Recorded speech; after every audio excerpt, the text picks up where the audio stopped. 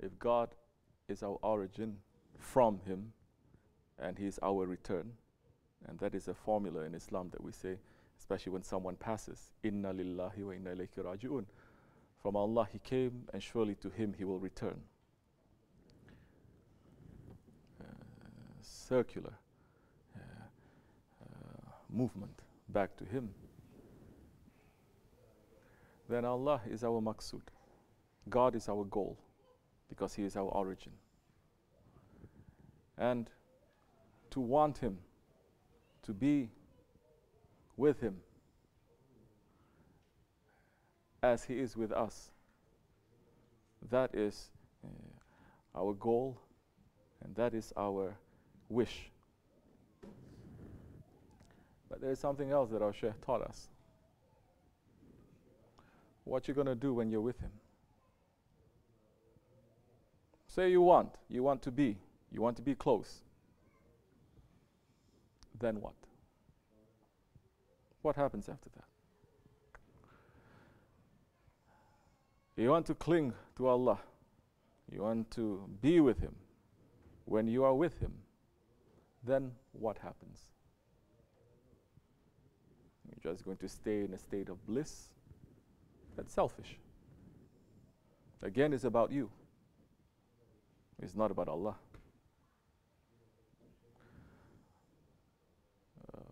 We are, as in our tradition, we are desirous to return to Him, because He is our origin. And whether we like it or not, we are going to return. Everyone is going to return, because everyone has been created from that and will return to that. But the journey now will be different from one person to another. Some, they understand that reality to return to Him, and they make that journey here, from this world, going back to Him. So they shorten that journey, because they start here. Some say, I don't want to start it, I want to start it later. Start it when? Later in my life. When I've spent all my desires, when I've spent all my energy, then that's the time I'm going to start thinking. You can't do as much. Some say, I'm not even going to think, and I don't believe, but you're going to make that journey from the grave. And that journey now will become more and more hazardous, more and more dangerous. And the one who is awake will start that journey as soon as he understands, as soon as he remembers, in whichever capacity that he's able to. Now, in our tradition, once we understand that little bit, we're going to look for a sheikh, a guide.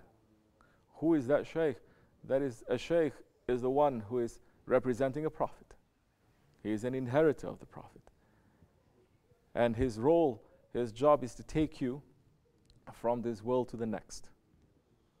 He is the one who is a guide, like the guide who knows how to navigate through these mountains, because he has walked up and down these mountains thousands of times, and he knows where is the best places to walk, where is the dangerous ones to avoid. And he has done that, and he knows the way, and he's showing us the way, the quickest way, the best way to reach to our destination. That is a guide. And that guide, who is inheritor of the Prophet, is given that authority to do. Now a man may say, I want to make the journey alone. You may. But like Mawlana Rumi is saying, the one without a guide, the journey, instead of being one day, it may take 1 year. If you don't know how to get there, and you say, I don't want to follow anyone out of stubbornness, although the one is saying, I've walked this way, I'm being sent. You may walk if you want. He says, no. They say, so be it. Then you're going to take a much longer way and a much more dangerous way. And you may suffer a lot before you meet the end of the road, which is your goal. So in our tradition, it is not also this, especially in our Dergah, it is not this clinging on to Allah that we are looking for. We are looking for usefulness, that Allah can use us, to make us to represent Him, and to use us to be His servant, to serve Him and to serve creation. Our role models are the prophets. And the prophets, they were spending times just alone with their Lord, but majority of the time they were spent with mankind. Because now it is not enough to just say, I'm with my Lord. Now, when you are with your Lord, now there is more responsibility for you to show others the way. Whether they accept or they don't accept, you are not an authority on them, Allah is saying. But you make the invitation to them, and those who are sincere, they will come. Allah is the one who's turning the hearts. He's the turner of hearts. But now your responsibility is not just to be okay and to be accepting everything, or to cling on to Allah and to be desirous of that. You go one step higher and to say, how can I be useful to my Allah, to God? How can I serve Him? No longer we are just in this situation where Allah is going to serve us. So, but of course, when you reach to that station where you are a servant of Allah and you serve His creation, you also come to the situation where you will know that certain things, it is the will of Allah, and you're accepting.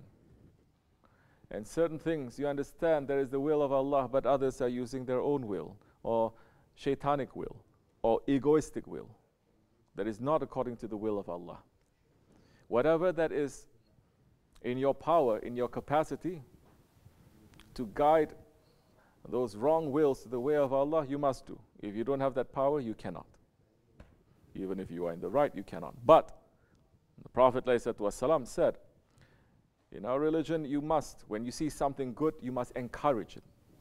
And when you see something evil, you must forbid it. It is a requirement in our spirituality. And the Prophet said, when you see something evil, first, you must correct it. If you cannot correct it with your hands, correct it with your tongue. If you cannot correct it with your tongue, then at least you have to correct it in your heart. So now, like I said, people then must know where their stations are, what is it that they can do and what they cannot do. Because not everything is given to everyone.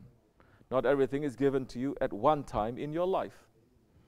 Certain things that you understand when you're 16, it's different when you're 40. It's different when you're 60. Different in different kinds of situations and experiences that you have. So now, when we have the authority to change it with our hands, we must. If we don't have that authority, you must change it with your tongue. You may speak. But you cannot say, this is acceptable, or this evil, this wrong, it is right. It is not. You cannot do that. You cannot even speak. In so many areas of the world, you cannot even speak. So what can you do? He says, then have it in your heart. But that is the lowest level of faith.